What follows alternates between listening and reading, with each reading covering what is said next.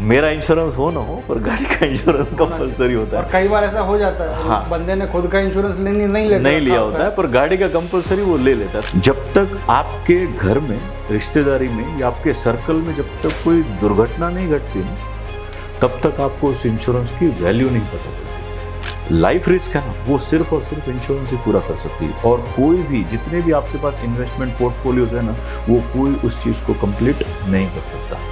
हमारी लाइफ में ना 2 रिस्क है मेन। एक, मैं अगर जल्दी चला गया, ठीक, और दूसरा है अगर मैं ज़्यादा जी गया। दोनों केसेस में मुझे पैसे की ज़रूरत पड़ने वाली है। आप लॉन्ग टर्म में बात करो ना तो कहीं लॉस नहीं जाएगा आपका म्यूचुअल फंड में। इट विल भी, मतलब वो आपको 12-13%, 15% तक रिटर्न दे के जाएगा। अगर आप जब भी कोई पॉलिसी लो, इंश्योरेंस या टर्म प्लान लो, तो go with an married women property act के थ्रू ले।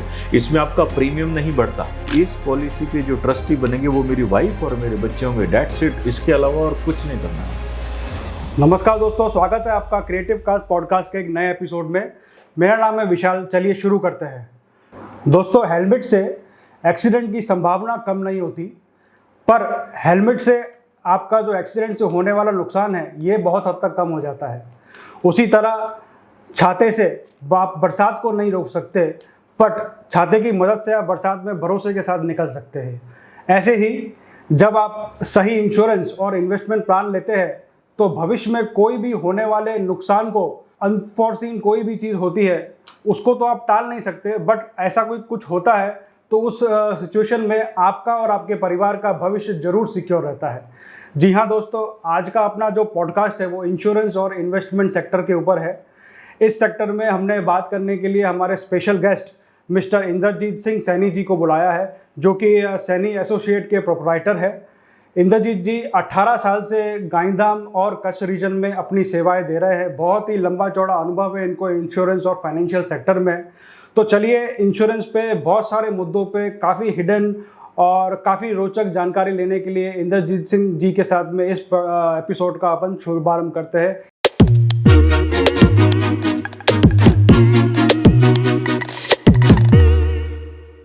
इंद्रजीत जी, आपका क्रिएटिव कास्ट पॉडकास्ट में बहुत बहुत स्वागत है। नमस्कार सर। Thank you. नमस्कार। तो इंद्रजीत जी, अगर अपन बात करें इंश्योरेंस की, ठीक है, तो इंश्योरेंस को आप एक सिंपल लफ्ज़ों में किस तरीके से डिफाइन करेंगे और किस तरीके से आपका खास लगाव इंश्योरेंस के प्रति हुआ, इंश्योरेंस और फाइनेंशियल सेक्टर में सर? ओके, इंश्योरेंस का डेफिनेशन अगर आप ढूंढेंगे तो इट्स इन एश्योरेंस, मतलब इसके साथ एक एश्योरेंस बंधा हुआ है। आप ट्रस्ट कर सकते हो उस चीज़ के ऊपर अगर आपका इंश्योरेंस है, ठीक है। मैं काफ़ी टाइम पहले टेलीकॉम में था, तो उस वक्त 2007 की बात बता रहा हूँ। इंश्योरेंस इंडस्ट्री और फाइनेंस दोनों बहुत बूम पे थे, क्योंकि 6-7 साल ही हुए थे इंडस्ट्री को शुरू हुए हुए, तो काफ़ी बूमिंग एरिया था। प्लस दूसरा था, इंश्योरेंस सेक्टर ऐसा माना जाता था कि it's an very noble profession. मतलब आप एक फैमिली को सिक्योर करते हैं कि इन केस कुछ हो जाए तो आप उसको सपोर्ट कर सकते हैं फिनेंशियली। तो ये जो चीज़ थी, ये दोनों चीज़ों ने अट्रैक्ट किया था कि हम इंश्योरेंस इंडस्ट्री में, मैंने उस वक्त कदम रखा था और आज 18 साल हो गए इसके अंदर ही हम वर्क कर रहे हैं। इंश्योरेंस हर उस व्यक्ति के लिए ज़रूरी है जो बंदा अपनी फैमिली से प्यार करता है, जो उस अपनी फैमिली के लिए रिस्पॉन्सिबल हो। क्योंकि मुझे अगर कोई आदमी मेरे पे डिपेंडेंट है, मेरी फैमिली, तो मुझे उसका फैमिली फाइनेंशियल जो सिक्योरिटी उसके लिए मेरे को बिल्डअप करके रखना ही पड़ेगा कि in case something happens to me, तो वहाँ पे मैं उसका इंश्योरेंस करवा के रखूँ। मेन इंश्योरेंस का यही है, रिस्क कवर करना है, दैट्स ऑल। इंद्रजीत जी, अपना जो इंश्योरेंस होता है, ख़ास तौर से अगर अपन लाइफ इंश्योरेंस की बात करें तो उसमें अलग अलग चीज़ें होती है, जैसे कि आपका ट्रेडिशनल इंश्योरेंस होता है, यूलिप होता है, ठीक है, टर्म प्लान होता है। तो बेसिकली ये सब चीज़ों में क्या क्या डिफरेंस है, मतलब मेन डिफरेंसेस क्या है, और लाइफ के अलग अलग स्टेजेस में क्या लेना चाहिए एक आम व्यक्ति को, तो उस पर थोड़ा रोशनी डालें, क्योंकि हर कॉमन आदमी को ये चीज़ पता नहीं होती। तो आप इसके बारे में अगर थोड़ा बताएं तो। लाइफ इंश्योरेंस ऐसा है, इसको समझने के लिए एक मैं एग्जांपल देता हूँ। हमारी लाइफ में ना 2 रिस्क हैं मेन। एक, मैं अगर जल्दी चला गया, ठीक, और दूसरा है अगर मैं ज़्यादा जी गया, दोनों केसेस में मुझे पैसे की ज़रूरत पड़ने वाली है। अगर एग्जांपल लेके, अगर मुझे कुछ हो जाता है तो पीछे से मेरी फैमिली है, मेरे बच्चे हैं, उनकी पढ़ाई लिखाई शादी, उसके लिए मुझे पैसा चाहिए होगा। और अगर मैं ज़्यादा जी गया तो रिटायरमेंट के लिए मुझे, अगर मैं ज़्यादा जी गया तो मेरे को पैसा चाहिए आगे जीने के लिए। रीज़न बीइंग कि आजकल जैसा माहौल चल रहा है कि नॉर्मली शादी के बाद बच्चे न्यूट्रल फैमिली डेवलप कर लेते हैं, इंडिया में ये ट्रेंड चल रहा है। तो अब मुझे अपना रिटायरमेंट भी प्लान करना है, तो उसके लिए भी मुझे पैसे की ज़रूरत पड़ती है। अब इंश्योरेंस इन दोनों के बीच का, ये दोनों रिस्क के बीच की जो कहानी है, वो मेरी पूरी इंश्योरेंस अलग अलग डिफरेंट स्टेजेस पे मैं इंश्योरेंस प्लानिंग कर सकता हूँ। मान लीजिए मैंने आज अपना करियर शुरू किया, मैंने जो नया करियर शुरू किया है, तो मैं स्टार्टिंग में मेरे पास लाइबिलिटी कम होती है, जी। तो मैं छोटी छोटी सेविंग शुरुआत कर सकता हूँ, ठीक है, शुरुआत कर सकता हूँ। सेकंड, जैसे जैसे मेरे पे डिपेंडेंसी बढ़ती है, मान लीजिए मेरे डिपेंडेंट पेरेंट्स हैं मेरे ऊपर, या मेरी शादी हो जाती है, तो मेरा सजेशन ये रहता है कि उस वक्त आप सबसे पहले टर्म लीजिए। उस वक्त एक टर्म प्लान लेना जरूरी हो जाता है, क्योंकि वो एक इमीडिएट रिस्क कवर कर लेता है। फिर धीरे धीरे जैसे जैसे आप अपनी फैमिली बढ़ाते हो, जैसे जैसे आपकी एज बढ़ती है, उस हिसाब से डिफरेंट स्टेजेस पे, भाई बच्चा हुआ, फिर उसकी एजुकेशन के लिए, उसकी मैरिज के लिए, मेरा रिटायरमेंट है, ये सब धीरे धीरे आप प्लान कर सकते हो। तो ये डिफरेंट लाइफ स्टेजेस है जहाँ पे आप इंश्योरेंस को डिफाइन कर सकते हो अपने बेटर फ्यूचर प्रोस्पेक्ट्स के लिए।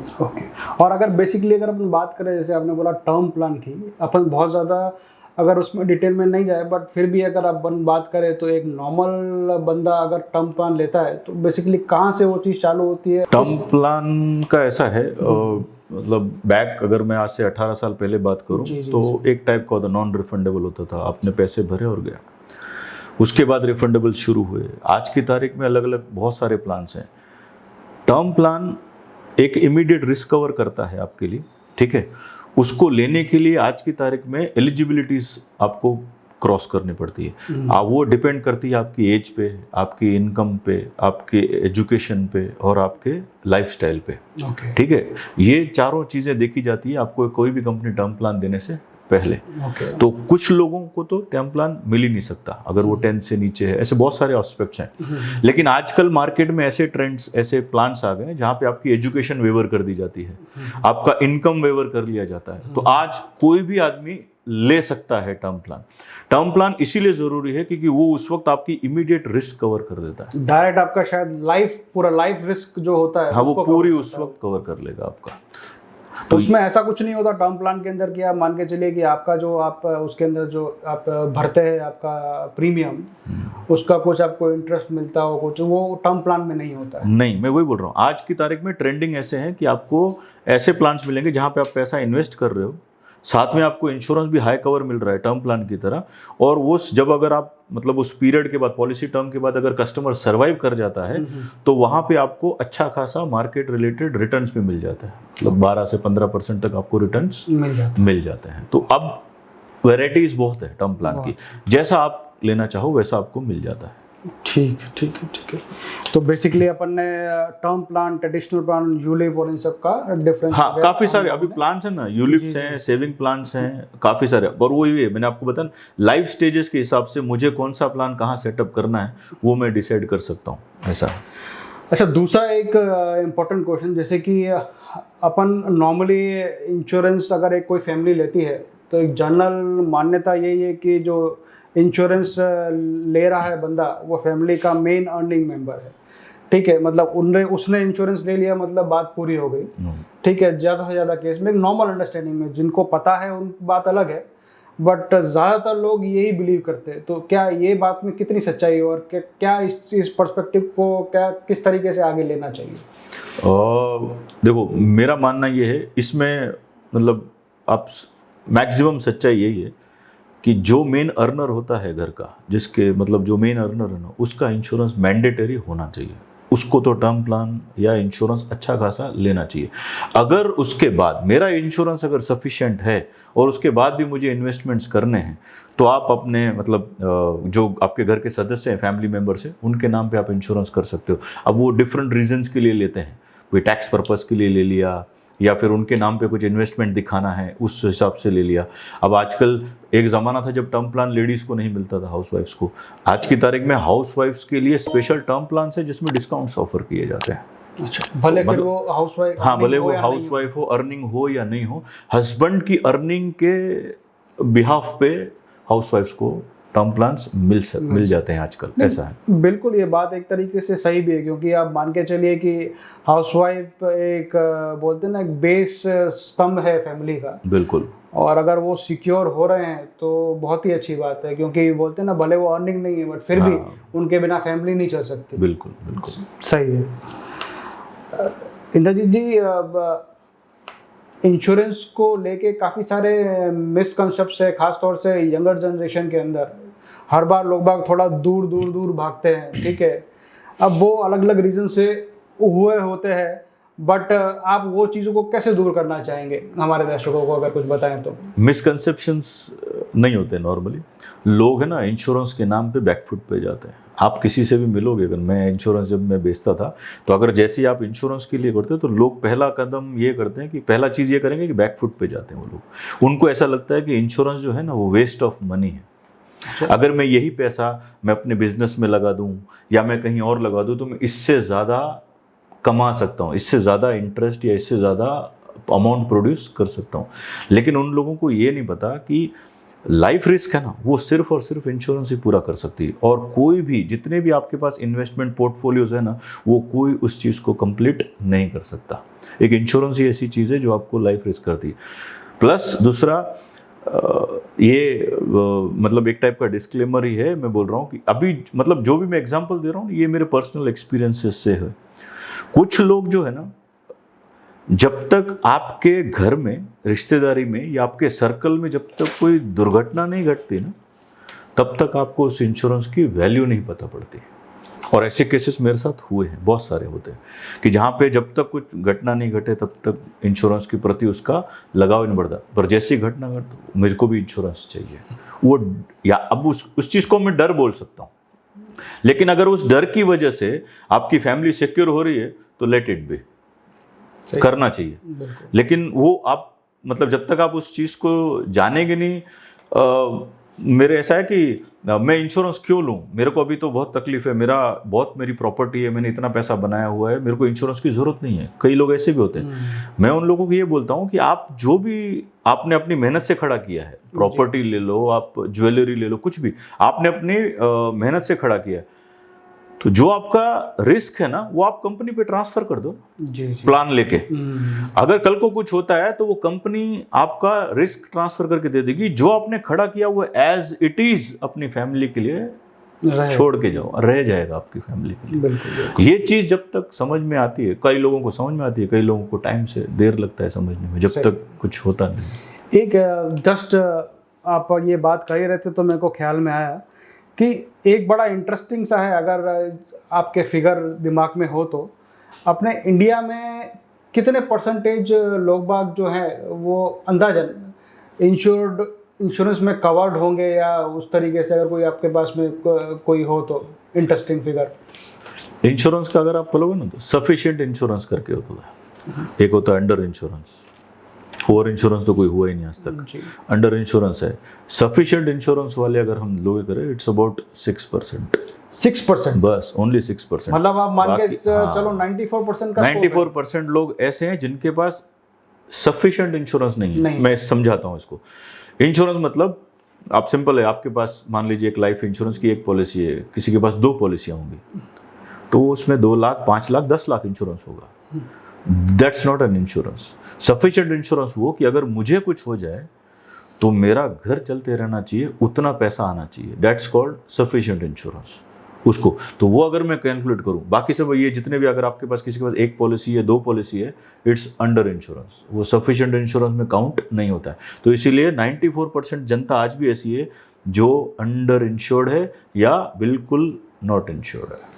बट उसके पीछे का रीज़न ये भी हो सकता है ना कि मैक्सिमम अपने इंडिया की जो पॉपुलेशन है वो इतना उनका हाई अर्निंग ब्रैकेट नहीं है, तो उसकी वजह से भी ये रेशियो शायद रहता हो। मतलब जस्ट फॉर मैंने आपको एक अर्निंग, हाँ मैं वो मानता हूँ कि अर्निंग है, लेकिन 6% नहीं होना चाहिए। अगर आप मतलब जो अभी आंकड़े देखते हैं फाइनेंस वाले डिक्लेयर करते हैं इतने परसेंट ITR डिक्लेयर किया इतने परसेंट, तो आप वो अगर कैलकुलेट करते हैं परसेंटेज वाइज तो मतलब बहुत अच्छा होना 6% चाहिए, तो फिर भी बहुत कम। बहुत अच्छा होना चाहिए। लेकिन उसकी वजह बहुत सारी है। एक, इंश्योरेंस के प्रति मैंने बैकफुट पे चले जाते हैं लोग। कुछ लोग ऐसे भी मिलेंगे आपको प्रैक्टिकली जिनको इंश्योरेंस चाहिए, लेकिन ऐसा होता है कि वो कभी किसी के पास गए नहीं। अगर ऐसे बंदों के साथ आप जब फर्स्ट टाइम जाके मिलते हो ना, तो वो फर्स्ट टेक में आपसे इंश्योरेंस ले लेते हैं।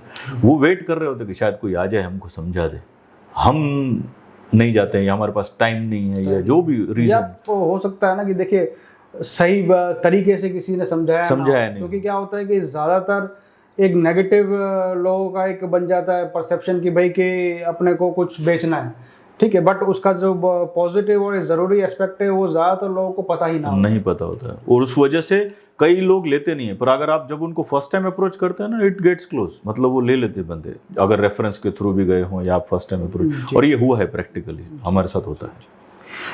चलिए इंद्रजीत जी, अपन अपने नेक्स्ट क्वेश्चन की तरफ चलते हैं जी। हेल्थ इंश्योरेंस पे अपन अभी बात करते हैं। हेल्थ इंश्योरेंस बेसिकली बड़ा ही इम्पोर्टेंट पैरामीटर है, और हेल्थ इंश्योरेंस में critical illness cover, super top up plan, ठीक है, अलग अलग चीज़ें आती है। बेसिकली हेल्थ इंश्योरेंस में आपका अलग अलग चीज़ें कवर रहती है। तो हेल्थ इंश्योरेंस को आप किस तरीके से डिफाइन करेंगे, और ख़ास तौर से अपना अगर अपन गांधीधाम और कच्छ की बात करें तो अपन एक अर्थक्वेक प्रोन जोन में रहते हैं, ठीक है। आए दिन कभी अपने यहाँ साइक्लोन आता है, कभी अर्थक्वेक आता है, इवन अपने यहाँ पे इंडस्ट्रियल हजार्ड्स भी बहुत है, ठीक है। तो यही सब सिनेरियो में अगर अपन बात करें तो क्या चीज़ रहती है और क्या सही है हेल्थ में और दूसरी चीज़ों में, आप थोड़ा इस टॉपिक को एक्सप्लेन कर पाएँ। हेल्थ इंश्योरेंस, मैंने वैसे पहले बताया कि इंश्योरेंस है ना उतना ही ज़रूरी है जितना रोटी कपड़ा और मकान आज की तारीख में। फिर वो आप लाइफ में ले लो, हेल्थ में ले लो, ठीक है ना। जैसे लाइफ इंश्योरेंस ज़रूरत है वैसे हेल्थ इंश्योरेंस ज़रूरत है। हेल्थ इंश्योरेंस इसलिए ज़रूरत है क्योंकि मेडिकल कॉस्ट धीरे धीरे इन्फ्लेशन जो है ना मेडिकल का बहुत ज़्यादा बढ़ रहा है, ठीक है। जो ऑपरेशन कई ज़माने में 50,000 75,000 में हो जाता था, आज 2 2.5 लाख रुपए लगते हैं, तो वो एक इन्फ्लेशन कवर हो रहा है। हेल्थ इंश्योरेंस इसीलिए भी ज़रूरी है क्योंकि जैसे आपने बताया इंडस्ट्रियल हजार्ड्स हैं हमारे यहाँ, तो केमिकल्स इश्यूज होते हैं, पोल्यूशन की वजह से भी हो सकता है, प्लस हमारी बॉडी बहुत विविड है। तो हेल्थ इंश्योरेंस बहुत मतलब इट्स एन सब्जेक्टिव मैटर है, वो उसको शॉर्ट में तो नहीं बता सकते, इट्स अ सब्जेक्टिव मैटर। मतलब बहुत सारी वैरायटीज़ हैं उसके अंदर कि क्या क्या पॉइंट्स डिस्कस हुए जा सकते हैं। लेकिन कुछ चीज़ें ऐसी हैं जहाँ पे आपने जैसे मेडिक्लेम ले लिया, आपको कुछ चीज़ें ध्यान रखनी होती है कि आपका उसमें कौन कौन सी बीमारी कवर्ड नहीं है, क्या वेटिंग पीरियड है, ये सब चीज़ें आपको देखनी पड़ती है। पर हेल्थ इंश्योरेंस भी उतना ही ज़रूरी है। रही बात क्रिटिकल इलनेस की, जैसे आपने बताया, एक होता है मेरा हेल्थ मेडिक्लेम, मैंने 10 लाख रुपए का ले लिया, और मैंने क्रिटिकल इलनेस भी ले लिया 10 लाख रुपए का। Critical illness one time short payment देता है, सीधा एक बार लाइफ में। उसमें ऐसा होता है कि उसमें कई कंपनियां 11 है, कहीं पे 24 है, कहीं पे 34 है, ऐसे क्रिटिकल इलनेस की एक लिस्ट होती है। अगर उस क्रिटिकल इलनेस में से मुझे कोई भी एक बीमारी होती है और उस दिन से लेकर अगर मैं 15 दिन तक सर्वाइव कर गया तो मैं क्लेम कर सकता हूँ हेल्थ इंश्योरेंस में कि मुझे वो क्रिटिकल इलनेस का पैसा मिल जाए। तो मुझे वो 10 लाख रुपए वन शॉट दे दिया जाएगा, पर वो दोबारा वो क्रिटिकल इलनेस राइडर मेरे को लाइफ में नहीं मिलेगा, एक बार अगर आ गया तो। लाइफ में सेम वही राइडर काम करता है, वहाँ पे 30 डेज का पीरियड होता है कि अगर जिस दिन मुझे मान लीजिए कोई सीवियर हार्ट अटैक आया और मैं 30 दिन तक जिंदा रह गया तो मैं क्रिटिकल इलनेस का कवर क्लेम कर सकता हूँ। इन दोनों चीज़ों के लिए मुझे ओरिजिनल मेडिकल बिल्स की ज़रूरत नहीं पड़ती है।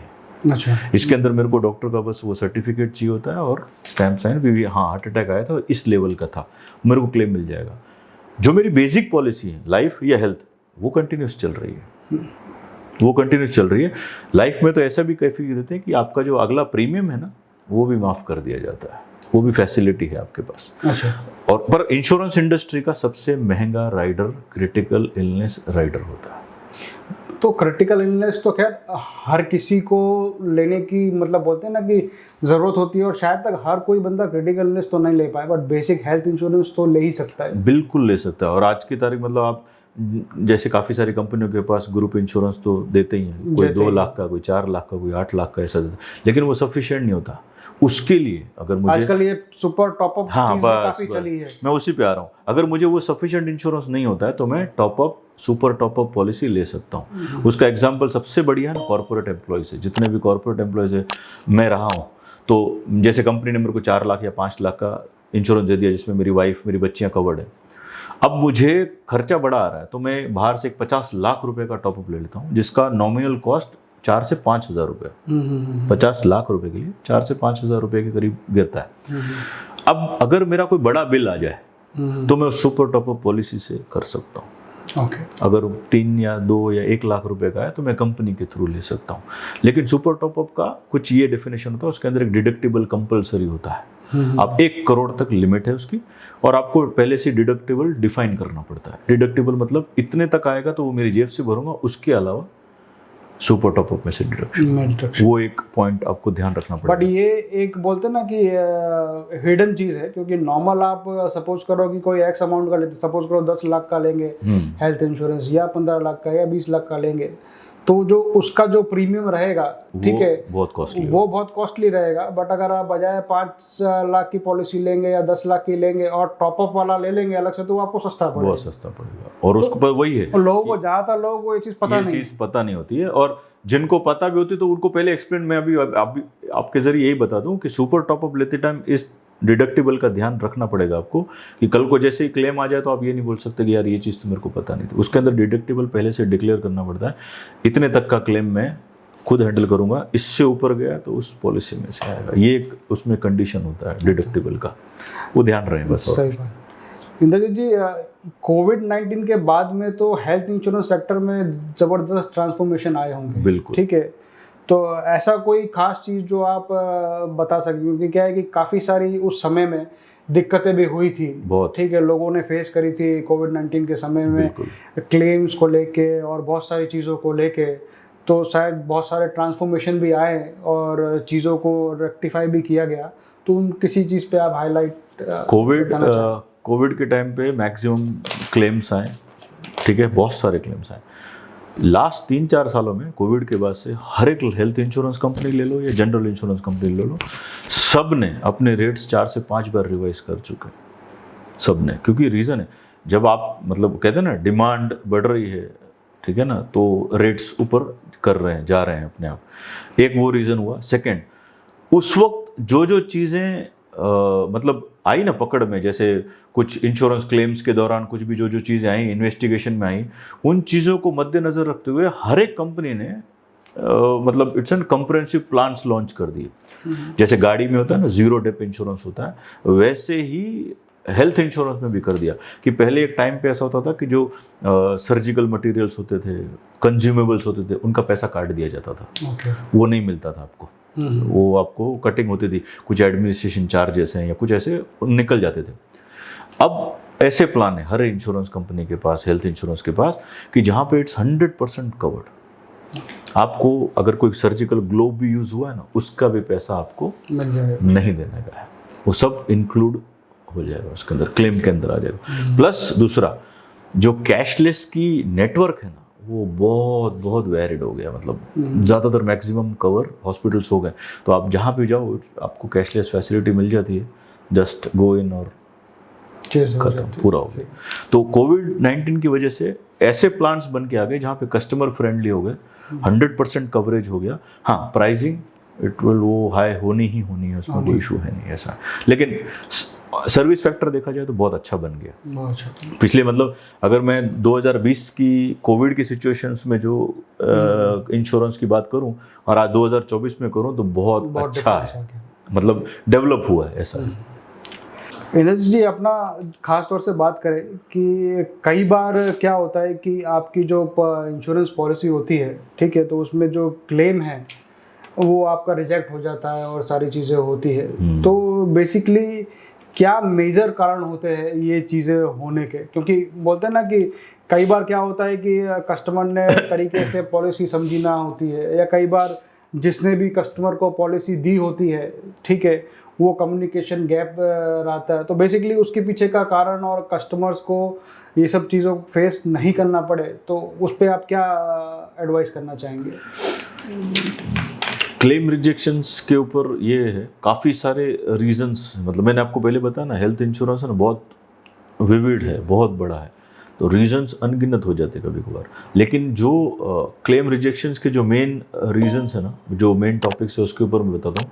पहला है मतलब क्या बोलते हैं उसको, हिडन फैक्ट्स, मतलब सेपरेशन ऑफ हेल्थ फैक्ट्स, मतलब मैं डिक्लेयर ही नहीं करता कि अगर मुझे कुछ बीमारी है, वो सबसे बड़ा एक रीज़न है जहाँ पे क्लेम रिजेक्शंस हो जाते हैं। एक छोटी बीपी की गोली होती है, मैं कभी कभार ले लेता हूँ, मान ली कस्टमर की बात कर रहा हूँ, वो कभी कभार कस्टमर ले लेता है, तो अब वो रोज़ नहीं लेता, वो ठीक है रोज़ नहीं लेता, कभी कभार जब भी लगे ले लेता है।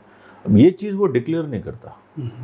अब जब मान लो किसी वजह से क्लेम आया उसका, और उसके इन्वेस्टिगेशन में, क्योंकि कंपनी क्लेम देने से पहले इन्वेस्टिगेट ज़रूर करती है, उस इन्वेस्टिगेशन में अगर वो आ गया कि इसके मतलब कोई हिस्ट्री निकल आई, तो उसी वक्त रिजेक्ट कर देगा, ये बता के कि ये प्री एग्जिस्टिंग डिसीज थी, आपने डिक्लेयर नहीं किया। वो एक मेन पॉइंट है जहाँ पे लोग छुपा लेते हैं। आप जो भी हो आप डिक्लेयर कर दो, एनीथिंग, छोटी से छोटी चीज़ भी आपके हेल्थ के बारे में डिक्लेयर कर दो। तो हाँ सॉरी मैं आपको इंटरप्ट कर रहा हूँ, एक जस्ट दिमाग में है, जैसे कि मान के चलो अगर किसी बंदे को कोई चीज़ है, ठीक है, सपोज करो कि वो लेकर कंजम्पशन करता है या कोई दूसरी हेल्थ से हज़ार्डियस चीज़ें करता है, ठीक है, तो क्या ऐसे व्यक्ति को हेल्थ इंश्योरेंस या कोई इंश्योरेंस पॉलिसी मिल सकती है? बिल्कुल। अब उसके अंदर ऐसा है कि अगर मुझे कोई क्रोनिक डिसीज़ है, डायबिटीज़, बीपी या कोई बड़ी कुछ और बीमारी है मेरे पास, हेल्थ इंश्योरेंस कंपनी हो या लाइफ इंश्योरेंस कंपनी हो, आपको पॉलिसी देगी, लेकिन उसके ऊपर एक कंडीशन होता है, उसको काउंटर ऑफर बोलते हैं। ठीक है, काउंटर ऑफर ये बोलता है कि एज एन कंपनी मैं आपको इंश्योरेंस देने के लिए तैयार हूँ, लेकिन इसके लिए आपको एक्स्ट्रा प्रीमियम देना पड़ेगा। ठीक है, अगर ऐसी स्थिति आ जाती है तो मेरी सब जितने भी कस्टमर्स देख रहे हैं उनको यही बोलता हूँ, आप उसको एक्सेप्ट कर लो। रीज़न, आप अगर कहीं पे भी उस चीज़ को जाके बता रहे हो ना, मतलब कहीं और जगह ले लोगे, चलो यार यहाँ प्रीमियम बढ़ रहा है, दूसरी जगह ट्राई करता हूँ, वहाँ पे भी वो चीज़ होगी कि बढ़ाना पड़ेगा।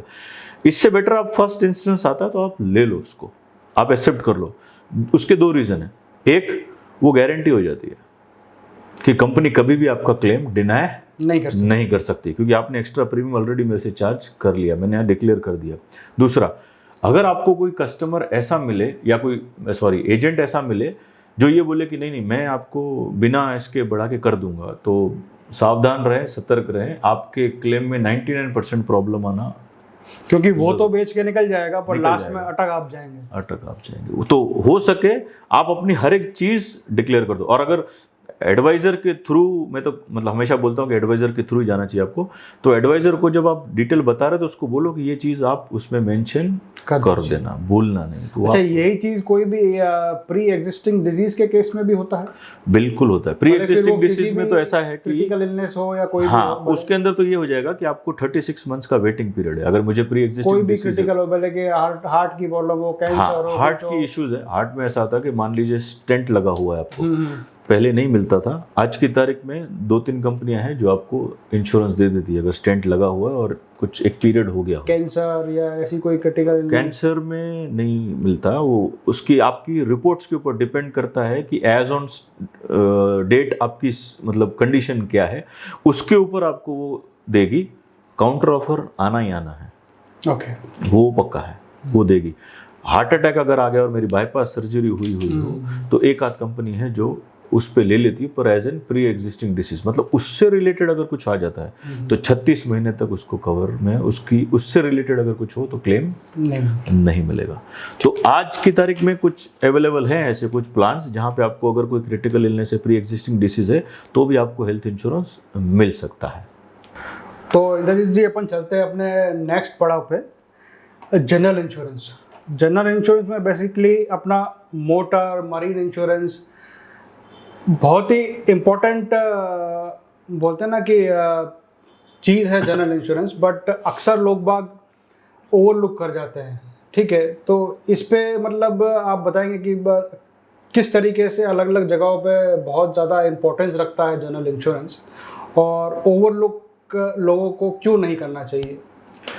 जनरल इंश्योरेंस मैं अगर उसको नॉर्मल डिफाइन करूं तो एक होता है लाइफ, जहाँ पे एक जिंदा इंसान के ऊपर इंश्योरेंस होता है। जनरल इंश्योरेंस में वो हर चीज़ कवर हो जाती है जो नॉन लिविंग थिंग है। उसके अंदर अभी जैसे आपने बताया मोटर और मरीन बताया, इसके अलावा बहुत सारी ऑप्शंस हैं। मतलब इंडस्ट्री जो कमर्शियल प्रॉपर्टीज़ है उनका इंश्योरेंस, फिर आपका अगर घर है, जैसे आपका ये है स्टूडियो है, तो हर एक चीज़ का एक इंश्योरेंस होता है अगेंस्ट फायर, थेफ्ट, एवरीथिंग, ठीक है ना, अर्थक्वेक, वो सब कवर हो जाता है उसके अंदर। प्लस दूसरा अपना आप किसी जो वर्कर्स होते हैं अपने कंपनीज में, इंडस्ट्रियल वर्कर्स होते हैं, उनका वर्क कंपनसेशन पॉलिसीज होता है, तो ये सब एक ब्रॉडर प्रोस्पेक्ट में जनरल इंश्योरेंस में कवर करते हैं। मोटर इंश्योरेंस सबसे बड़ा जंक है, रीजन बीइंग कि हमारा व्हीकल्स कमर्शियल और पर्सनल दोनों पे चलता है। अब मोटर इंश्योरेंस बढ़िया है, अपना इंडिया की अगर बात करें तो बहुत अच्छा चल रहा है, क्योंकि गाड़ी है ना शोरूम से बाहर नहीं निकलती है जब तक उसका इंश्योरेंस ना हो। हाँ बिल्कुल, मतलब ठीक है, मेरा इंश्योरेंस हो ना हो पर गाड़ी का इंश्योरेंस कंपलसरी होता है। और कई बार ऐसा हो जाता है, हाँ, बंदे ने खुद का इंश्योरेंस नहीं लिया होता है, पर गाड़ी का कंपलसरी वो ले लेता है। तो इसलिए मोटर इंश्योरेंस ठीक है, वो मतलब हालांकि ऐसा करना नहीं चाहिए, बंदे को पहले अपना लेना चाहिए। ठीक है, वो हो जाता है। सेकेंडरी दूसरा कि जो बड़े फ्लीट ओनर्स हैं, मतलब जैसे जिनका कमर्शियल व्हीकल्स चलते हैं, ट्रक्स ट्रेलर्स बड़े चलते हैं, तो उनमें ऐसा है कि वो कुछ लोग हैं जो फुल इंश्योरेंस लेके चलते हैं, लेकिन कुछ जो बड़े कॉर्पोरेट्स हैं ना जिनके पास नंबर ऑफ व्हीकल्स बहुत ज़्यादा है, 200-500 व्हीकल्स हैं, उनका क्या होता है कि खुद का पर्सनल मेंटेनेंस गैरेज, उनका खुद का सेटअप होता है। वो क्या करते हैं, मैक्सिमम कुछ लोग ऐसे जो थर्ड पार्टी इंश्योरेंस ले लेते हैं सिर्फ गाड़ियों का। They do not spend much on insurance, ज़्यादा नहीं स्पेंड करते, वो थर्ड पार्टी इंश्योरेंस ले लेते हैं ताकि अगर इनके समथिंग, मतलब अगर ड्राइवर से कुछ हो जाता है तो इंश्योरेंस कंपनी उसको क्लेम में कर लेगी। अगर हमारी गाड़ी को कुछ हुआ तो हम खुद उसको अपने हिसाब से निपटा। हाँ, बट लेना जरूरी है, लेना जरूरी, वाइस कॉल है कि अपना एक्स्ट्रा एक्सपेंस उन्होंने कम कर लिया। हाँ, वो लेना जरूरी है। ठीक है, दूसरा आता है जैसे आपने बोला मरीन इंश्योरेंस। मरीन इंश्योरेंस ऐसा है कि अभी गांधीधाम में तो ऐसा है कि शिपिंग अपना बहुत बढ़िया चल रहा है, लेकिन मेरे काफ़ी सारे फ्रेंड सर्कल है जो शिपिंग में है। कार्गो जितना भी बाहर जाता है, ठीक है ना, जितना भी कार्गो, हर कंटेनर, मतलब आप ला के चलो कि 99% इंश्योरेंस कवर्ड होता है। तो वो उनको एक टाइप का जैसे मैंडेटरी हो गया कि कोई भी लॉस बेयर करने के लिए तैयार नहीं होता है। इट्स मतलब जो लॉसेस होते हैं वो भी अच्छे खासे US में होते हैं, तो मतलब नो वन, मतलब किसी का जिगरा नहीं होता उसने लॉस ले लिया। कस्टम से शायद तक वो एक्सपोर्ट करने की शायद परमिशन भी विदाउट इंश्योरेंस तो नहीं मिलती होगी। कभी कभार शायद किसी प्रोडक्ट में शायद उनको मिल भी जाए, लेकिन 99% मैंने पता किया इट्स खासतौर से जब इस तरीके से पूरा बोलते हैं ना कि एक वॉर जोन चल रहा है जहाँ से आपके कमर्शियल शिप्स को जाना है, तो वो तो खैर वैसे भी बिना इंश्योरेंस के तो पॉसिबल 100% इंश्योरेंस। और ज़्यादा कॉस्टिंग है, 3-4 हज़ार रुपये, मतलब कोई बड़ा बात नहीं है। अगर आप जहाँ लाखों करोड़ों का भेज रहे हो कंटेनर, उसके ऊपर 3-4 हज़ार खर्च करना कोई बड़ी बात, तो सब कर लेते हैं। अगर कुछ लॉस हो जाता है तो रिकवर हो जाए। तो जनरल इंश्योरेंस में ये दोनों चीज़ें भी हैं, प्लस जो कमर्शियल व्हीकल्स हैं उनका मैंने आपको बता दिया, तो ये सब कवर है। प्लस आजकल लोगों में वो भी है कि हाउस का इंश्योरेंस है ना, होम इंश्योरेंस करना वो ज़्यादा ज़रूरी समझते हैं, खासतौर से अपन एक अर्थक्वेक प्रोन जोन में रहते हैं, इसीलिए। तो मतलब बोलते हैं ना कि हर किसी को यहाँ पे तो अपना घर तो एटलीस्ट बिल्कुल घर, ऑफिस या कोई भी सिक्योर करना बहुत ज़्यादा जरूरी है ही है। आप अंदर का फर्नीचर, फिक्सचर, AC जो भी आप जो यूज़ कर रहे हैं, आप सबको इंश्योर कर सकते हैं, डिपेंडिंग अपॉन कि आप कितना आपकी लिमिट है या क्या है, वो सब कुछ आपको डिज़ाइन करना। आप किसी एडवाइजर से मिलोगे तो आपको प्रॉपर एडवाइस कर देगा। बिल्कुल ऐसा। म्यूचुअल फंड की अपन बात करें इंद्रजीत जी, अभी अपन म्यूचुअल फंड पे आते हैं। म्यूचुअल फंड बेसिकली कितना सेफ बोलते हैं ना इन्वेस्टमेंट पोर्टफोलियो है? लोग बाग बोलते हैं ना कि आजकल ऐसा काफ़ी सुनने में आता है कि म्यूचुअल फंड का जो पोर्टफोलियो मैनेजमेंट होता है इतना ट्रांसपेरेंट नहीं होता है, जो रिटर्न्स ऑन इन्वेस्टमेंट होते हैं वो ज़्यादा स्टडी नहीं होते। ऐसा मैं नहीं बोल रहा कि ऐसा होता है, बट ऐसे मिसकंसेप्शन बहुत है। तो बोलते हैं ना कि अगर अब कोई बंदा म्यूचुअल फंड ले या इक्विटी में इन्वेस्ट करे, वो एक अलग प्लेटफॉर्म हो गया, ठीक है, तो ये चीज़ किस तरीके से है, आप थोड़ा उसमें बताएं। म्यूचुअल फंड्स अगर पूरे मार्केट का हिसाब से अगर कंपैरिजन करूं तो as on date mutual funds, मतलब भले लिखा होता है कि यार सब्जेक्ट टू रिस्क, वो लिखा ही होता है, क्योंकि आपका पैसा अल्टीमेटली लग तो मार्केट में रहा है, लेकिन डिपेंड करता है कि आपका जो म्यूचुअल फंड आपने सिलेक्ट किया है वो किस एसेट्स में इन्वेस्ट कर रहा है आपके पैसे को।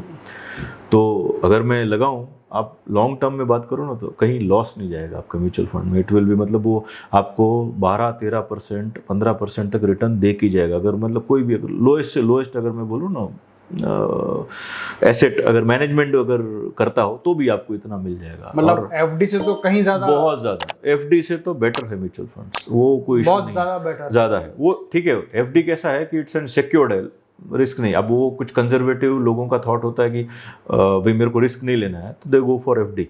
पर जहाँ पे अगर आपको ऐसा लगता है कि मुझे थोड़ा पैसा ज़्यादा कमाना है, इट्स 12-15%, तो you go for an market. और किसी बात का आपको पर्सनली कोई लुकआउट नहीं करना है, वो आपका एमएफ जो मैनेजर है वो हैंडल करेगा उसको, वो कैसे कंपनी करता है।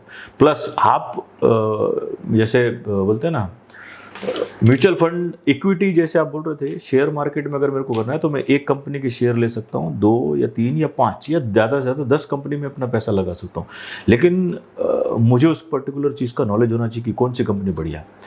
म्यूचुअल फंड ऐसा है कि जहाँ पे उस एएमसी का जो मैनेजर होता है वो मैनेज कर रहा होता है। आपको ये देखना है कि मेरे को किस में डालना है, स्मॉल कैप है, मिड कैप है, लार्ज कैप है, हाइब्रिड है, इंडेक्स फंड्स है, काफ़ी सारे, मुझे किस में पैसा डालना है ताकि मेरा पैसा ग्रोथ हो। और आप उस पर्टिकुलर फंड के हर एक चीज़ को देख सकते हो। जब भी आप कभी लो म्यूचुअल फंड, तो आपको कुछ चीज़ों का ध्यान रखना पड़ता है कि मैं किस टाइप के फंड में पैसा डाल रहा हूँ। बिल्कुल, ताकि आपको मैक्सिमम रिटर्न मिल सके। पर आप ये मान के चलिए कि भले वहाँ लिखा तो है ही, वो रिस्क तो है, आप मार्केट में पैसा लग रहा है, लेकिन आप एवरेज अगर लॉन्ग टर्म करें ना, 3 साल 5 साल, आपका 12-15% कहीं नहीं गया। किस तरीके का बेसिकली म्यूचुअल फंड सबसे ज़्यादा अच्छा माना जाता है? अच्छा बुरा कुछ नहीं होता। मैं अगर म्यूचुअल फंड लेता हूँ तो मुझे कुछ चीज़ों का ध्यान रखना पड़ता है। पहला चीज़ कि वो फंड परफॉर्मेंस कैसा है उसका। तो अगर आप उस फंड को जब पढ़ते हो ना, उसके बारे में जब जानकारी लेते हो, तो उसके अंदर उसका कि जब से वो इंसेप्शन हुआ है, जब से वो फंड चालू हुआ है, उसका रिटर्न कितना है, फिर 3 महीने, 6 महीने, 1 साल, 3 साल, 5 साल, उसका रिटर्न कितना है। सेकेंड, वो जो पैसा लग रहा है वो कौन से टाइप्स के एसेट्स में लग रहा है, मतलब आपका पैसा किस किस कंपनी में या किस किस सेक्टर में लग रहा है, पहला वो चीज़। फिर आपको वो देखना पड़ता है कि अगर इक्विटी म्यूचुअल फंड है तो इसका मतलब उसका रिटर्न बहुत हाई होगा, लेकिन रिस्क भी उतना ही हाई होगा ड्यू टू मार्केट फ्लक्चुएशन। फिर अगर आपने डेप्ट फंड में पैसा लगाया, जो गवर्नमेंट सिक्योरिटीज़ में लगता है, बॉन्ड्स में लगता है, मनी मार्केट फंड में लगता है, वहाँ पे रिस्क बहुत नॉमिनल होता है, लेकिन रिटर्न्स फिर कंजर्वेटिव हो जाता है। देन फिर आते हैं हाइब्रिड फंड्स। हाइब्रिड फंड्स क्या करते हैं, आपके रिस्क और रिटर्न्स को बैलेंस कर लेते हैं, इस टाइप के। तो मेरे को वो देखना पड़ेगा कि मैं किस टाइप के फंड में पैसा लगा रहा हूँ। प्लस थोड़ा डिटेलिंग में कि एग्जिट लोड और एक्सपेंस रेशियो करके 2 चीज़ होती है, वो आपको मेंटेन करनी पड़ती है। वो भी देखनी पड़ती है कि अगर आप जब म्यूचुअल फंड से एग्जिट करते हो उस वक्त कितना चार्ज करेंगे वो लोग। वो ऑलरेडी डिफाइंड होता है। और एक्सपेंस रेशियो मतलब एक फंड मैनेजमेंट चार्जेस होते हैं कि वो आपके इंटरनली डिडक्शन होता है, वो कितना ज़्यादा ले रहा है। अगर वो हाई है तो उस म्यूचुअल फंड में आपको पता है जब आप एग्जिट करोगे तो इतना वो एग्जिट लोड भी जाएगा और ये एफएमसी इतना मेरे को चार्ज कर रहा है। तो कुछ चीज़ें हैं जो ये चीज़ें आपको ध्यान रखनी पड़ेगी किसी म्यूचुअल फंड में। अब 2 ऑप्शन मैं देता हूँ आपको। एक, या आप खुद जाके इतने सारा स्टडी करो, जो कि हर एक नॉर्मल इंसान जो सर्विस कर रहा है या बिजनेस कर रहा है उसके लिए पॉसिबल नहीं है कि वो रोज उस चीज को जाके देखे। थोड़ा बहुत इन्फॉर्मेशन इधर उधर सबसे ले लेगा, बट ये है कि मेजरली मेन गाइडेंस तो नहीं मिलता। हाँ, उसके लिए मैं हमेशा सजेस्ट करता हूँ, पहले भी मैंने बोला, आप लाइफ लो, हेल्थ लो या म्यूचुअल फंड लो, गेट एन एडवाइजर। ऑब्वियसली जिसको उस फील्ड का नॉलेज है उससे आप मिलो, वो आपको बेटर एडवाइस दे सकता है। वो बंदा आपको सजेस्ट करेगा कि इस म्यूचुअल फंड में अगर आप पैसा लगाते हो तो इतना रिटर्न्स आपको मिल जाएगा इतने टाइम के अंदर। जो भी आपका फाइनेंशियल गोल है वो सॉल्व हो सकता है। जी। अच्छा, दूसरी एक और चीज़ है कि म्यूचुअल फंड के अंदर आपका सिप भी होता है, ठीक है, आपका लमसम भी होता है, ठीक है। तो दोनों के बीच का क्या डिफरेंस है, मतलब एक आम भाषा में एक आम डिफरेंस। लमसम जो होगा ना, वो एक वही बंदा करेगा जिसके पास अच्छा खासा कैश या अमाउंट जमा है, बिजनेसमैन हुए वैसे हैं। एसआईपी वो है जहाँ पे एक बंदा सैलराइड है, जिसकी एक फिक्स इनकम है और उसको छोटे से स्टार्ट करना है। मतलब वो ना ही कि एक अपर मिडिल क्लास या HNI स्टार्ट कर सकता है, वो एक नॉर्मल बंदा 100 रुपये से मंथली स्टार्ट होता है एक SIP किसी भी म्यूचुअल फंड में। कि कोई 100 रुपये से और 500 रुपीज़ मंथली स्टार्ट होता है। बिल्कुल। तो इतना पैसा तो कोई भी आदमी निकाल सकता है महीने का। अगर वो छोटे छोटे सेविंग करके भी अगर उसको अच्छा खासा रिटर्न मिल रहा है मोर देन एन एफडी या कोई भी कंजर्वेटिव पोर्टफोलियो से, तो वो बढ़िया है। ठीक है, लमसम आदमी जो बड़े बिजनेसमैन हैं जिनके पास पैसा एक्यूमुलेशन है वो करते हैं, वो तब करते हैं जब मार्केट के अप डाउन चल रहे हो, कि आज अगर मार्केट डाउन है तो मैं वो लमसम पैसा लगा दूंगा ताकि मेरे को मैक्सिमम एनएवीज मिले और फिर मेरा ग्रोथ हो। तो मेरे को अगर लमसम वाले जो बंदे होते हैं ना, वो मार्केट के वोलेटिलिटी के हिसाब से चलते हैं। एसआईपी ऐसा है जहां पे आपको हर महीने एक अलग साइकिल में पैसा इन्वेस्ट होगा। आज 10,000 मेरा अगर एसआईपी गया तो आज गया, अगले महीने की 5 तारीख को जो मेरा एसआईपी लगने वाला है उस वक्त मार्केट क्या होगा मैं नहीं जानता, लेकिन वहां पे होगा। तो हर महीने मेरा एक अलग साइकिल में पैसा इन्वेस्ट होता है। उसकी वजह से मेरा कंपाउंडिंग जिसको बोलते हैं ना, वो धीरे धीरे बढ़ता है। उसको रुपी कॉस्ट एवरेजिंग भी बोलते हैं, RCA, रुपी कॉस्ट। मेरा हर बार एक नया एनएवी आएगा। लमसम में मेरे को आज मैंने डाल दिया, आज की एनएवी ब्रोक, अब वो आगे बढ़े तो घटे तो, लेकिन एसआईपी में मेरा एवरेज मेंटेन रहेगा क्योंकि हर साइकिल में जाता है मेरा पैसा। सही। अब रही बात दोनों में डिफरेंस की, एक चीज बता दूं, आप इसमें एसआईपी में इन्वेस्ट करो या आप लमसम में इन्वेस्ट करो म्यूचुअल फंड में, जितना लंबा पीरियड होगा आपका उतने ज्यादा रिटर्न्स, और जितना अमाउंट आपका ज्यादा होगा उतने हाई रिटर्न्स। ये चीज कॉमन है दोनों में। लॉन्ग टर्म के अंदर आप लमसम डालो या एसआईपी डालो। एसआईपी बेसिकली है कि मुझे लोड नहीं लेना है एंड डिसिप्लिन सेविंग में जाने का। हाँ, मतलब हर एक आम व्यक्ति कर सकता है, आराम से कर सकता है, कोई भी कर सकता है। जी, अपन चलते हैं अभी अपना नेक्स्ट क्वेश्चन की तरफ। थोड़ा सा बोलते हैं ना कि इंश्योरेंस सेक्टर के लोगों के लिए हल्के से कंट्रोवर्शियल क्वेश्चन होते हैं, बट जो अपन ने पहले भी डिस्कस किया कि जो बोलते हैं ना कि जो क्लेम रिजेक्शन होता है उसमें आपने काफ़ी अच्छा हमें बताया। ठीक है, दूसरा एक इम्पोर्टेंट पर्सपेक्टिव होता है कि कई बार अपन देखते हैं कि बोलते हैं ना कि कहाँ से इंश्योरेंस ली जाए, क्योंकि कई बार ऐसे भी मिलते हैं बंदे जो काफ़ी बोलते हैं ना कि थोड़ा अपन कह रहे तो थोड़ा सेलू किस्म के, ठीक है, बिल्कुल फोर्सेबल सेल होती है। ठीक है, वो अपने हितों को पहले रखते हैं, कस्टमर के हितों को बाद में रखते हैं। तो ऐसी चीज़ों को कैसे पहचाना जाए और सही चीज़ किस तरीके से सही डायरेक्शन में लेके जाके एक आम व्यक्ति को इन्वेस्टमेंट करना चाहिए? अब इसके लिए ऐसा है कि यहाँ पे कोई मतलब कोई रोक टोक नहीं कर सकते। ये ट्रेंड हो गया कि इंश्योरेंस जो है ना वो नॉर्मली मैक्सिमम रिलेशनशिप पे बिकता है। तो अगर विशाल जी आपके पास अगर कोई ऐसा कोई बंदा है जो आपका फ्रेंड सर्कल में हो या आपके रिलेशन में हो, वो आपके मिसलीडिंग इन्फॉर्मेशन वो आपको आके अगर इंश्योरेंस बेचता है तो आप क्या करते हो? नॉर्मल ट्रेंड बताता हूँ मैं आपको। अगर किसी भी बंदे के पास कोई भी जान पहचान वाला जब एडवाइजर आता है ना, तो वो ऐसा होता है कि चलो आया है कर लेते हैं। वो कभी भी ये नहीं पूछते, डिटेलिंग में नहीं जाते कि प्लान कौन सा दे रहा है, क्या दे रहा है। सेम हैपन्स विथ कि अगर आप मतलब काफ़ी बार ऐसा हुआ है कि मैं जाके कस्टमर को समझा के आया हूँ प्रॉपरली, पर वो मेरे से नहीं लेता, वो शायद अपने किसी रिलेटिव से ले लेगा या फिर बैंक से, आजकल बैंक का भी बेचते हैं तो बैंक से ले लेता है। लेकिन फिर कुछ टाइम बाद है ना वही कस्टमर हमसे आके पूछता है कि इंदर भाई मैंने ये पॉलिसी ली थी, इसकी डिटेल्स बताओ क्या है और इसके अंदर क्या मतलब फ्यूचर है। तो मतलब इसका मतलब जब वो पॉलिसी लेते हैं ना, वो इट्स एन ऑब्लिगेशन है।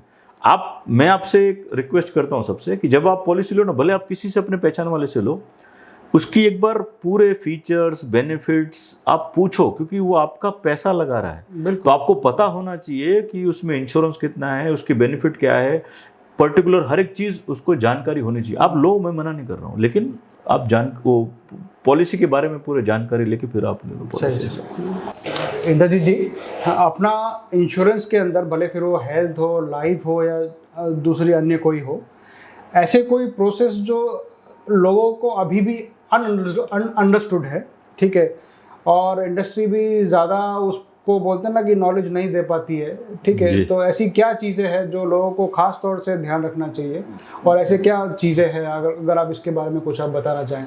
देखिए, मतलब काफ़ी सारे प्रोसेसेस हैं या बेनिफिट्स कह सकते हैं जो एग्जिस्ट करते हैं, या मेरे को पता होना चाहिए उस लाइफ या हेल्थ इंश्योरेंस पॉलिसी जब भी मैं लेता हूँ तो मुझे उस चीज़ों के बारे में पता होना चाहिए।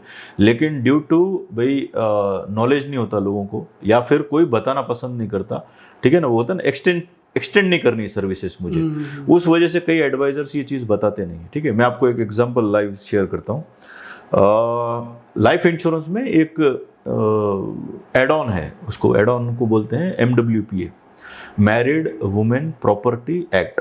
ये 1874 में लागू हुई थी और उसके बाद काफ़ी सारे अमेंडमेंट्स हो चुके हैं, अंग्रेज़ों के ज़माने से चल रहा है।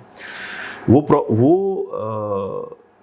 अमेंडमेंट, वो जो एड ऑन है वो हर लाइफ बिजनेसमैन को लेना चाहिए, लेकिन कोई बताता नहीं। अब मैं लाइव एग्जांपल शेयर करता हूँ वर्क कैसे करता है।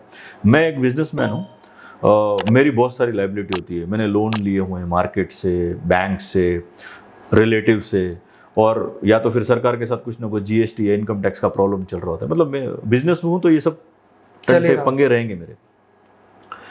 अब उस केस में अगर मेरे ऊपर 1 करोड़ की इंश्योरेंस है और अगर इन केस मेरी डेथ हो जाती है तो वो पैसा एज ए नॉमिनी मेरी वाइफ को मिल जाएगा।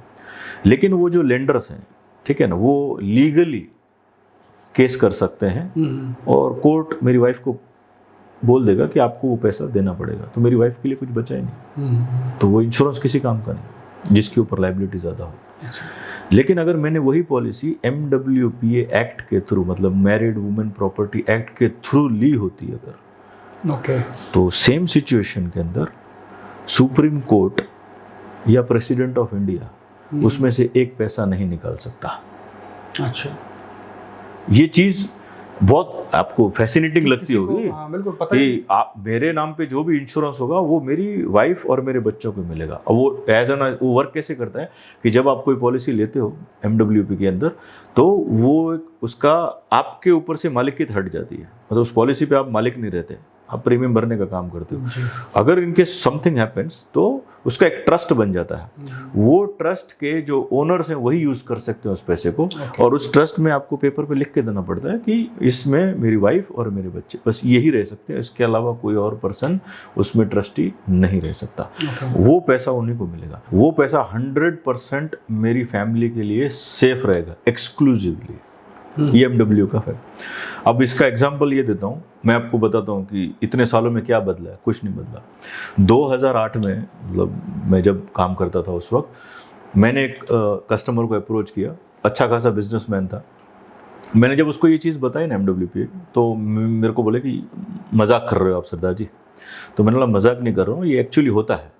तो उसका बहुत पुराना कोई एडवाइज़र था जो बहुत बड़ी कंपनी है, उसका एडवाइज़र उसका ऑलरेडी चल रहा था, बहुत सारा उसका इन्वेस्टमेंट करता था। उसको उसने फ़ोन लगाया स्पीकर फ़ोन पे और उससे पूछा इस चीज़ के बारे में। तो मुझे भी हंसी आ गई। वो सामने वाला एडवाइज़र ऐसा बोलता है कि सर हाँ ऐसा होता तो है, फिर भी अगर आपको चाहिए तो मैं पता करके आपको रिप्लाई करता हूँ। मतलब एक इतनी इम्पोर्टेंट चीज़ जो एक बिजनेसमैन के लिए वरदान है, वो चीज़ हम बता नहीं पाते हैं। मतलब और आज हाँ, ये चीज़, सॉरी आपको इंटरप्ट कर रहा हूँ, बट ये चीज़ तो कैसी है कि किसी भी बंदे का इंश्योरेंस लेने का हेतु ही डिसमेंटल हो जाता है। बिल्कुल ठीक है, क्योंकि वो ले क्यों रहा है, ठीक है, वो हेतु ही डिसमेंटल हो जाता है। तो इस इतना इम्पोर्टेंट चीज़ आप कह रहे हैं कि लोगों में अवेयरनेस नहीं है। अब जाके थोड़ी बहुत हुई है, लेकिन फिर भी अभी मैं रिसेंटली बात बताऊं, आज 2008 से आज 2024 हो गया। मैं लास्ट मंथ भी एक अपने किसी HNI क्लाइंट से मिला था, बिजनेसमैन है उसको जब मैंने ये चीज़ बताई जब इंश्योरेंस के लिए, उसने भी पहली बार ये चीज़ मानी नहीं। मतलब मेरे को भी उसको एक्सप्लेन करना पड़ेगा कि सर ऐसी चीज़ एग्जिस्ट करती है। बदला कुछ नहीं है, लेकिन हाँ अवेयरनेस शायद थोड़ी बहुत बड़ी होगी, कुछ एजेंट्स यूज़ करते होंगे, लेकिन आज भी बहुत सारे एडवाइजर्स हैं जो इसका यूटिलाइजेशन नहीं करते। खास करके जितने भी सेल्फ एम्प्लॉयड है, जो बड़े बिजनेसमैन हैं, मैं उनको रिक्वेस्ट करता हूं कि आप जब भी कोई पॉलिसी लो, इंश्योरेंस या टर्म प्लान लो, तो go with an married women property act के थ्रू ले। इसमें आपका प्रीमियम नहीं बढ़ता, आपको सिर्फ एक एनेक्स्चर साइन करके देना पड़ता है कि इस पॉलिसी के जो ट्रस्टी बनेंगे वो मेरी वाइफ और मेरे बच्चे होंगे, डेट्स इट। इसके अलावा और कुछ नहीं करना है आपको। एक सिंपल पेपर प्रोसेस है, ठीक, एकदम सिंपल प्रोसेस है वो अगर आप ले लेते हो तो इट्स एन बहुत बढ़िया, मतलब वरदान साबित होता है MWPA बिजनेसमैन ओनर्स को भी, और जो HNI सैलराइड है वो भी कर सकते हैं। बिल्कुल इंद्रजीत जी, बहुत बहुत शुक्रिया, आपने इस पॉइंट पे हाइलाइट्स डाला। दोस्तों, हमारा मेन उद्देश्य यही है कि हम इंश्योरेंस सेक्टर के और फाइनेंशियल इन्वेस्टमेंट सेक्टर के कुछ ऐसे अनछुए पॉइंट्स पे उजाला डालें ताकि लोगों को मदद हो सके। बहुत बहुत शुक्रिया इंद्रजीत जी। एक पॉइंट और ऐड कर देता हूँ कुछ चीज़ें हैं जो लोगों को, काफ़ी सारे लोगों को पता नहीं होती है, शायद छोटी छोटी चीज़ें। सुसाइड जो होता है वो फर्स्ट ईयर एक्सक्लूडेड होता है हर इंश्योरेंस पॉलिसी में। अगर आपकी पहले 3 साल के अंदर अगर किसी कस्टमर की डेथ हो जाती है तो उसको अर्ली डेथ क्लेम बोला जाता है, जहाँ पे कंपनी इन्वेस्टिगेशन करेगी कि रीज़न क्या था डेथ का। तो वहाँ पे 90 से 180 दिन का टैट होता है, जिसके अंदर इन्वेस्टिगेशन के बाद पैसा दे दिया जाता है। अगर आप अपना पूरा 3 साल का प्रीमियम रेगुलर भर के 3 साल अगर आपकी पॉलिसी के कंप्लीट हो गए, उसके बाद डेथ कैसी भी हो, नो इन्वेस्टिगेशन, आपको क्लेम मिल जाएगा। ये कुछ छोटे छोटे रूल्स हैं जो आपको पता होने चाहिए किसी भी लाइफ को। जी धन्यवाद। अच्छा, अपन रैपअप करते हुए एक लास्ट फ्यू क्वेश्चन पे अपन चलते हैं जी। एक मान के चलो, एक अपन एक केस स्टडी लेते हैं। सपोज करो कि बोलते हैं ना कि एक नया बंदा है जिसको इंश्योरेंस और फाइनेंशियल इन्वेस्टमेंट, अपना फाइनेंशियल सिक्योरिटी की तरफ बढ़ने का उसकी इच्छा है। बिल्कुल। मान के चलिए कि एक इनिशियल लेवल का बंदा है, जस्ट उसने जॉब या कोई बिजनेस चालू किया है, ठीक है। एक आपका बंदा जो है वो मिड लेवल पे है और हायर इनकम ब्रैकेट पे है, बिल्कुल, ठीक है। एक है जो एक बोलते हैं ना कि इससे भी ऊपर वाले ब्रैकेट पे आता है। तो एक सिंपल में कि उसके पास क्या बेसिक 3 चीज़ें तो होनी चाहिए, ठीक है। और बोलते हैं ना कि इसके बिना तो नहीं चलेगा। तो क्या आप एडवाइस करेंगे ऐसे 3 कैटेगरी ऑफ ग्रुप्स को? देखिए, कैटेगरी वाइज तो कोई भी कैटेगरी का इंसान हो, उसको इंश्योरेंस और इन्वेस्टमेंट के लिए तो उसको अपनी जगह बनानी पड़ेगी, डिपेंडिंग अपॉन उसका स्टेटस ऑफ लिविंग के हिसाब से। अगर कोई जितना कमा रहा है, आप एक सिंपल फैक्ट यूज़ करो, जितना आपकी अर्निंग है ना, उसका 10% आपका इंश्योरेंस और में जाना चाहिए। 10% इंश्योरेंस और इन्वेस्टमेंट में जाना चाहिए। अगर आप लाख रुपया कमा रहे हो तो 10,000 रुपये तक का आपका इन्वेस्टमेंट होना चाहिए, 10,000 रुपये आपका इंश्योरेंस में होना चाहिए, 20%। इतना आपको मिनिमम रख के चलना चाहिए। तभी आप अपने जो भी आपके फाइनेंशियल गोल्स है वो कर सकते हैं। और सबसे मोस्ट इंपॉर्टेंट बात, आप जैसे बता रहे हो कि हर एक ग्रुप के बंदे जो नया स्टार्टअप हुआ है उसको इंश्योरेंस के बारे में कुछ नहीं पता, इन्वेस्टमेंट के बारे में कुछ नहीं पता। तो मेरी हिदायत है आप सबसे कि आप कभी भी कुछ भी आपको इंश्योरेंस लेना है, हेल्थ इंश्योरेंस लेना है या इन्वेस्टमेंट करना है, get in touch with one of the agent advisor, जिसको उस फील्ड का नॉलेज है, जिसको उस फील्ड का एक्सपीरियंस है। आप एडवाइज़र से जाके मिलो और उनसे आप अपना डिस्कशन करो। आपने अभी तक कितना सेविंग किया है, कहाँ सेविंग किया है, आपका जो फाइनेंशियल गोल है वहाँ तक पहुंचने के लिए और कितना आपको सेविंग करना पड़ेगा, या किस टाइप के प्लान की आपको ज़रूरत है या किस टाइप का इन्वेस्टमेंट करने की ज़रूरत है, वो आपको सजेस्ट करेगा। उसके बाद आप अपना डिसाइड करो। ये प्रोसेस करने से आप अपने फाइनेंशियल गोल्स को ज़्यादा से ज़्यादा मैक्सिमाइज आप कर पाओगे। इंद्रजीत जी, अपन जैसे कि अभी एडवांस टेक्नोलॉजी का ज़माना आ गया है, ठीक है। काफ़ी सारी चीज़ों में काफ़ी सारे परिवर्तन आ रहे हैं, ठीक है। तो उस हिसाब से आप इंश्योरेंस सेक्टर को और इस इंडस्ट्री के ग्रोथ को, ठीक है, ख़ास तौर से अगर अपन अवेयरनेस की भी बात करें, जैसे कि अभी हिंदुस्तान में 6% है, ठीक है। तो क्या लगता है आपको फ्यूचर में किस तरीके से जाने की उम्मीद है इंडिया के अंदर, जिस हिसाब से सिनेरियो चल रहा है और सारी चीज़ें हैं? ऑनलाइन में तो ऐसा है कि बेनिफिट्स अच्छे खासे ऑनलाइन की वजह से होते हैं कि आपको मतलब कनेक्टिविटी एक अच्छी मिल जाती है, आपको स्पीडीली आपका काम बढ़िया हो रहा है, ठीक है। आपको प्रोस्पेक्टस में या फिर जो प्रोसेस है इंश्योरेंस लेने का वो बहुत स्मूथ हो गया है ऑनलाइन की वजह से, टेक्नोलॉजी के आने की वजह से। वरदान है, ये भी अच्छा है इंश्योरेंस इंडस्ट्री के लिए। लेकिन अगर मैं ऑनलाइन परचेसिंग की बात करूं, ठीक है ना, मैं उसके खिलाफ नहीं हूं, लेकिन आज की तारीख में अगर कोई लाइफ इंश्योरेंस ले रहा है, हेल्थ इंश्योरेंस ले रहा है या कोई म्यूचुअल फंड में डायरेक्टली इक्विटी में इन्वेस्ट भी कर रहा है, ऐसे 8 से 10% लोग होंगे, ये हायर साइड ले रहा हूँ मैं भी, ऐसे लोग होंगे जो शायद कमा रहे हैं उसमें से। लेकिन 90% जनता अभी भी ऐसी है जिनको प्योरली नॉलेज नहीं होता या फिर उसमें जाके गलती कर लेते हैं, ये ऑनलाइन लेने के बाद पछताते हैं कि यार मेरे को ये करना नहीं चाहिए। ऑनलाइन में तो देखिए, आपको बोलते हैं ना कि अलग अलग प्लेटफॉर्म से अलग अलग बंदे कॉल करेंगे। बिल्कुल। एक आपको पर्सनलाइज टच, हाँ, कहते हैं, वो तो मिलने से ही मिलने से, ठीक है। विश्वास वो तो सवाल ही नहीं है, ठीक है। आप ऑनलाइन प्लान ले भी लोगे, मान लीजिए आपने प्लान ले लिया, अल्टीमेटली जब कुछ भी घटना घटती है आपको क्लेम करना है उस चीज़ के लिए, आपको एक बंदे को लेना पड़ेगा ऑफिस जाने के लिए। आप नहीं चाहोगे, मैं आपसे एक रिक्वेस्ट करूँ, आप बिल्कुल नहीं चाहोगे कि अगर मुझे कुछ हो जाए, मेरे को अगर ऐसा हुआ तो मेरी वाइफ या बच्चे धक्के खाएं, बिल्कुल। ठीक है, तो अगर मेरा एक एडवाइज़र है, वो एडवाइज़र मेरे लिए काम करेगा, और हर एडवाइज़र करता है, जो भी इंश्योरेंस में काम कर रहा है वो ये सर्विस देता है, बाकायदा देता है। जी जी। ऐसा है। टेक्नोलॉजी इंटीग्रेशन की बात करें तो जैसे कि आज की तारीख में अलग अलग तरह के प्लेटफॉर्म पे अलग अलग टेक्नोलॉजी है, ठीक है। जैसे मान के चलिए कि अगर अपन ट्रांसपोर्टेशन सेक्टर की बात करें, ठीक है, तो आजकल जीपीएस वगैरह ये सब चीज़ें लगती है, ठीक है। तो बोलते हैं ना कि उससे चीज़ें काफ़ी ज़्यादा आसान हो गई है, और चीज़ें वीडियो टेलीमेटिक्स जो आजकल नया चला है ट्रांसपोर्ट और लॉजिस्टिक्स सेक्टर के बिल्कुल। अंदर, तो बोलते हैं ना कि चीज़ें टेक्नोलॉजिकली इंश्योरेंस क्लेम करने में बड़ा आसान हो गया है। तो इस लिहाज से काफ़ी सारे एडवांसमेंट चल रहे हैं, जो कि और भी ज़्यादा चलेंगे, तो वो तो एक बड़ा एक पॉजिटिव स्टेप स्टेप दिख रहा है। है। ऑनलाइन आने से मैं भी बोल रहा हूँ, टेक्नोलॉजी बढ़िया होने से इंश्योरेंस सेक्टर बहुत अच्छा हो गया इन पर्सपेक्टिव ऑफ सर्विस। अगर मुझे सर्विस प्रोविजन देखना है तो इस टेक्नोलॉजी की वजह से बहुत फायदे हुए हैं, ठीक, ऐसा है। प्लस दूसरा मेन हम रैप अप करते हैं।